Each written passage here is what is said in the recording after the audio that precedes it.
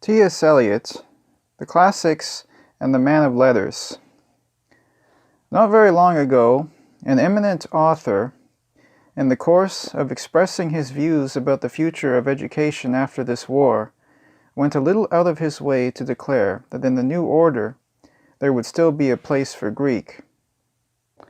He qualified this concession, however, by explaining that the study of Greek was a field of scholarship of equal dignity with Egyptology and several other specialized studies which he named, and that the opportunity to pursue these studies should, in any liberal society, be provided for the few who were particularly drawn to them. I read this in one of the periodicals which are found in the waiting rooms of certain experts in applied science, and having neglected to make a note of the passage before being summoned to my professional appointment, I cannot quote chapter and verse, and therefore withhold the name of the author. But this statement, made without irony and wholly in the spirit of enlightened generosity, started the train of thought which I propose to continue here. I am grateful to the writer for having suggested to my mind the only possible role in which I can present myself on this occasion. In my earlier years I obtained, partly by subtlety, partly by effrontery, and partly by accident, a reputation amongst the credulous for learning and scholarship, of which, having no further use for it, I have since tried to disembarrass myself. Better to confess one's weaknesses when they are certain to be revealed sooner or later, than to leave them to be exposed by posterity. Though it is, I have discovered, easier in our times to acquire an undeserved reputation for learning than to get rid of it. But that is neither here nor there. My point is that if I made those claims for the classics, which can only be supported by the erudition of the scholar, or those which can only be pleaded by what we now call the educationist, I might jeopardize the cause. For there are far better scholars than I, who attach less importance to the study of Latin and Greek than I do, and there are teachers who can demonstrate the impracticability of the studies which I should like to promote. But if I present the defense of the classics merely from the point of view of the man of letters, I am on safer ground, and I think you will agree that the claim to be a man of letters is, after all, a modest pretension. I must, however, begin by explaining why I have used this rather indefinite term and what I mean by it. If I were more specific and spoke of the poet, the novelist, the dramatist, or the critic, I should suggest to your minds a number of particular considerations which would distract your attention from the view of literature as a whole, which I wish to keep before us in the present context. Take, for instance, the term poet and the objections which it would immediately evoke. We are commonly inclined to assume that the creation of literature, and poetry especially, depends simply upon the unpredictable appearance from time to time of writers of genius. That genius cannot be brought into the world at will, that when it does appear, it is likely to break every rule, that no system of education can foster it, and no system of education can stifle it.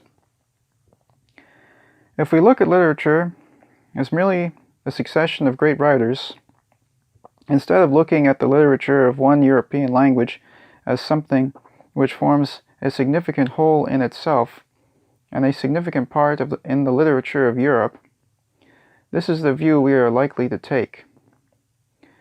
Taking this view, we look at each great writer by himself, and looking at him by himself, we are unlikely to believe that he would have been a greater writer or an inferior writer if he had had a different kind of education. The defects of a great writer's background are inextricably confused with its advantages. Just as the shortcomings of his character are indissolubly associated with his shining virtues, and his material difficulties with his success, can we regret, for instance, that Francois Villon did not choose to mix with more respectable society, or that Robert Burns did not have the same schooling as Dr. Johnson? The life of a man of genius, viewed in relation to his writing, comes to take a pattern of inevitability, and even his disabilities will seem to have stood him in good stead. This way of looking at a great poet or novelist or dramatist is half of the truth. It is what we find when we look at one writer after another. Without balancing this point of view by the imaginative gasp of a national literature as a whole, I wanted to make it clear that I do not pretend that a classical education is essential for the writer of genius. And unless I can suggest to your minds that a great literature is more than the sum of a number of great writers, that it has a character of its own, much of my contention will be misunderstood. It is because I do not want to concentrate your attention upon the man of genius that I have used the term man of letters. This includes men of the second or third or lower ranks, as well as the greatest, and these secondary writers provide collectively and individually, in varying degrees, an important part of the environment of the great writer, as well as his first audience, his first appreciators, his first critical correctors, and perhaps his first detractors. The continuity of a literature is essential to its greatness. It is very largely a function of secondary writers to preserve this continuity and to provide a body of writing which is not necessarily read by posterity, but which plays a great part in forming the link between those writers who continue to be read. This continuity is largely unconscious and only visible in historical retrospect. I need only refer you for evidence to the monumental, though brief, essay by Professor R. W. Chambers on the continuity of English prose. And it is within this continuity and within this environment that, for my present purpose, individual authors have to be considered.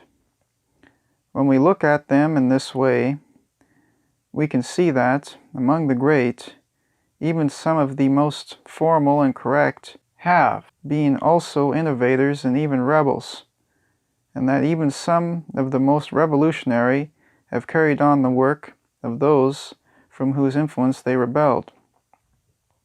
It would be easy indeed to muster an army of great names, of men who have become great writers with very little educational advantage.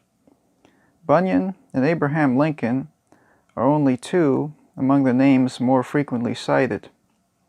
These men and others learned how to use the English language very largely from the English Bible. And it is the tritest commonplace that a knowledge of the Bible, Shakespeare, and Bunyan, I might add the Book of Common Prayer, could teach a man of genius, or a man of first-rate ability short of genius, all that he needs in order to write English well. But I would remark first that it is by no means irrelevant that the translators of that English Bible were great scholars in their time as well as great stylists, and we have to ask not merely what had Shakespeare and Bunyan read, but what had the English authors read whose works nourished Shakespeare and Bunyan? And I would remark next that the education given to Shakespeare or Bunyan or Lincoln would be about the most difficult kind to get today. It would be much more reasonable to expect to find a poet with the learning of a Ben Jonson or a Milton than either a poet or prose writer who had had the advantages of Shakespeare or Bunyan. No schoolmaster could afford the reputation of sending his pupils forth as ill-furnished as these men were. And there is too much to read for anybody to be expected to master and to believe in a few authors, apart from the fact that out of school there is every pressure to write badly, to talk incoherently, and to think confusedly. It should be apparent at this point that our primary concern in considering the education of the man of letters is not the amount of learning which a man acquires, the number of years during which he is subjected to the educational process, or the degree of scholastic distinction which he attains. What is of prime importance is the type of education within which his schooling falls.